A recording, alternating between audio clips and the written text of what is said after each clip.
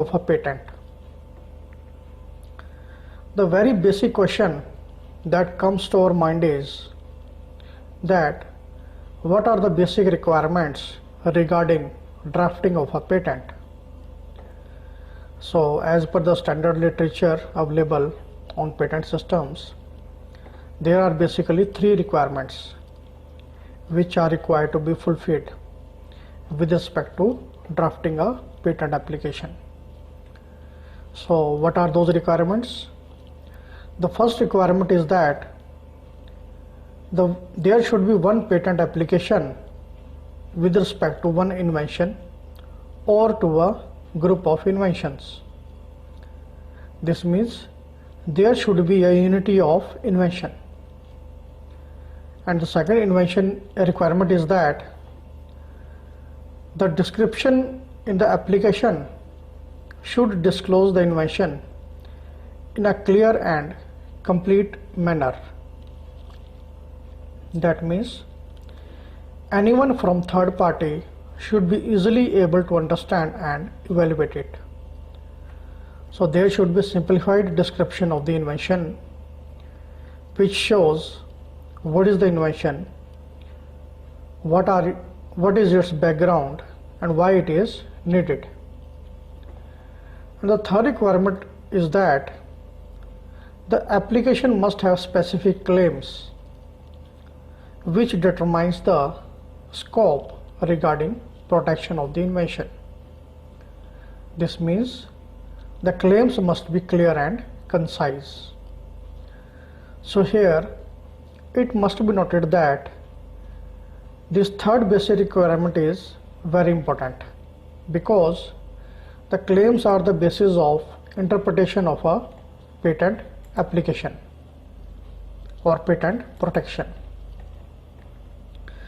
So from these specified claims, any other person or third party can be able to know that what they can do and what they may not do by using this patent literature. So here it must be noted that in the description of the invention there can be series of paragraphs which may specify different features of the invention, and these paragraphs usually form the basis for independent claims regarding their inventions too. Let's understand this by taking an example. Suppose the invention relates to some form of mechanical object such as some drawings, some illustrated plan, some elevation or some sectional view of some object. Then in the description the elements of the drawings are specified by some numbers, and these numbers are again followed by some sequence or parts which describes the visible form of that idea or invention. And now another very important question is that how to draft the title.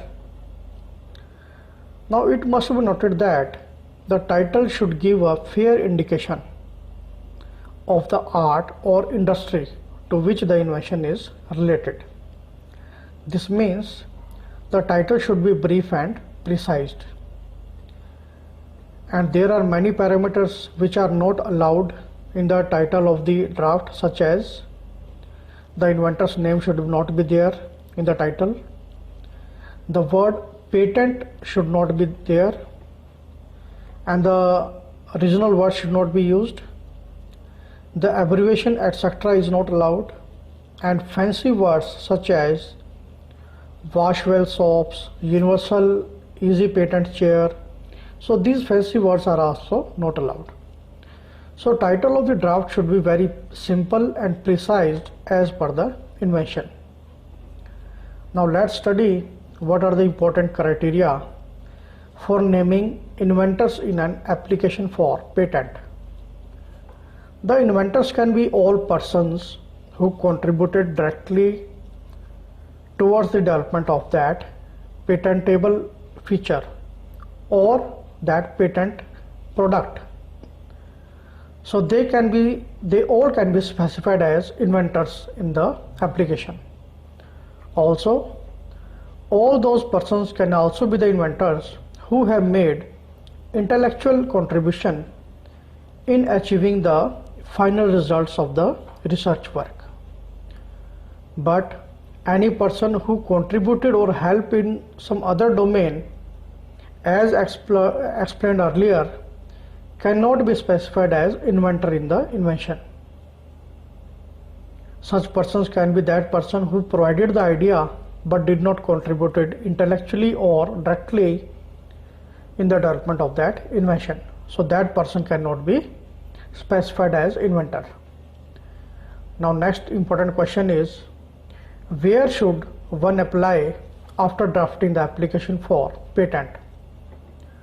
Now the answer to that is, the patent application should be applied to the respective patent office, which can be traced as per few criteria, such as place of residence of the applicant or business location of the applicant.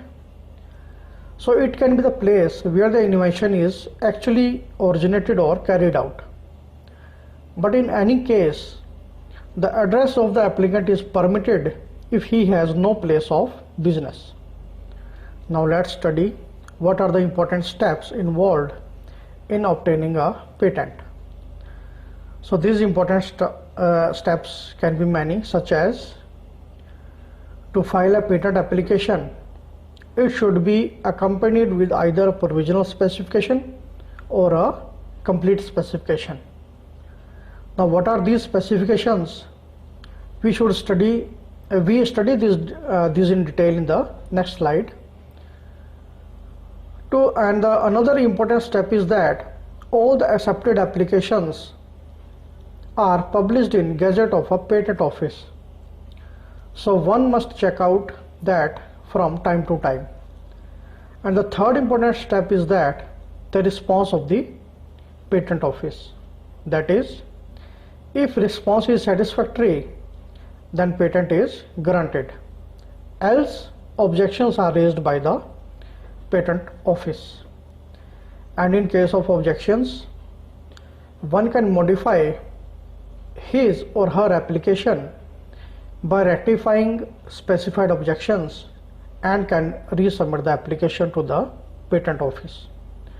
I hope you have now thorough understanding of this topic of drafting of a patent. Now let's move to the next slide for complete study of patent procedure by taking few exercises on preparing an application for seeking a patent.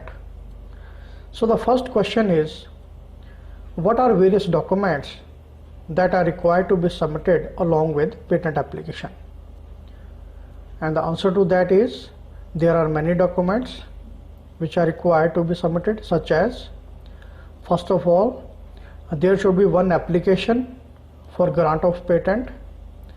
Then other important documents that are required to be submitted are provisional or complete specification of the patent along with all the drawings, then abstract of the invention, and another important document is declaration regarding inventorship or proof of patent right, and in the last, the patent application fee receipt. So these are the documents which are required to be submitted. Now let's study a few exercises on preliminary rules regarding preparing an application for seeking a patent. So there are basically two types of exercises for patent document preparation. These are provisional specification and complete specification. Now let's discuss these two. The provisional specification is that which is specified when invention is at initial or conceptual stage. That means a delay is expected in submitting full and specified description of the invention. But here it must be kept in mind that in this stage such patent application does not provide any legal right to the applicant regarding patent grant. But then why it is needed? The reason is very simple. In order to establish the earliest ownership of the invention, this document is very important. So the provisional specification is although submitted at initial stage, but it is permanent, independent, scientific and legal document regarding that patent. So once application is submitted in this specification, then modification is not allowed in the submitted concept. Also, this provisional specification cannot be the basis for patent grant, because only final product or final invention outcome is evaluated for permanent patent grant. Although its concept was submitted in the earlier stage during provisional application to the patent office, but complete specifications are evaluated at the end for the final patent approval. So here it must be noted that once provisional specification is submitted, the complete specifications are needed to be submitted within the 12 months of filing the provisional specification. And also, this period can be extended by 3 months if the request is submitted in advance before expiry of this 12-month period. So with this discussion, it is clear that it is not necessary to file an application with provisional specification before the complete specification, but if it is filed, then there is an legal advantage in this case. If there is some dispute regarding patent grant, when two parties are applying for patent regarding similar product or design, so this gives a priority to the applicant over any other person who is likely to file an application with regard to that same invention or same product, which may have been developed in some other part of the world. So let's discuss few exercises that must be correctly filled during preparing patent application. First of all, the names of inventors must be correctly filled in the patent application. Second point is that the title of the draft should be as per specified format and provisions. And the third point is that all specified documents must be accompanied with the patent application. And last very important point is that patent application should be submitted to the respective patent office. Now, what are various necessary contents of a complete specification?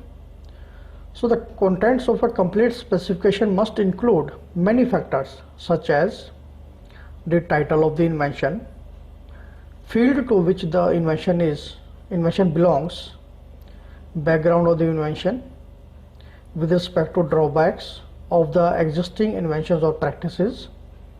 Also, the complete application must include the complete description of the invention along with experimental results, drawings, which are essential for understanding the invention.